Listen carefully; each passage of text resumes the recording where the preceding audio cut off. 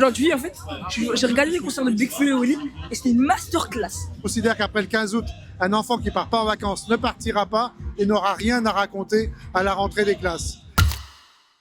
La journée des oubliés des vacances, elle est organisée depuis 1979. Les enfants viennent de toutes les régions de France, mais aussi ils viennent de 49 pays et de 5 territoires ultramarins.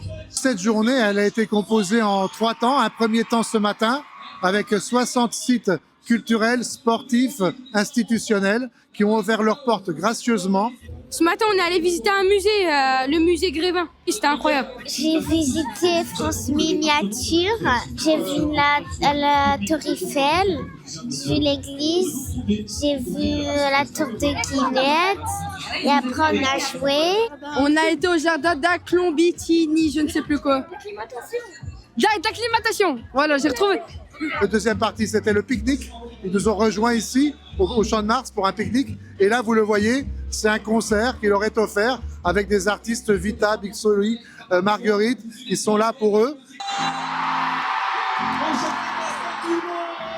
Il y a un concert, il y a des surprises. Mon truc préféré de la journée, c'était le passage de Carbone. Et puis 160 activités sportives, artistiques. Ouais, on a fait un peu de foot, un peu de basket. J'ai aimé. On a lancé des dés, etc. On a fait le stand où on faisait les médailles, les bracelets, les dessins. Les chiffres de cet été ont même confirmé le fait que de nombreuses familles ne partaient pas en vacances. Donc ce sont des familles à la fois qui sont en situation de pauvreté, mais ce sont aussi des situations de précarité. Les gens sont en difficulté.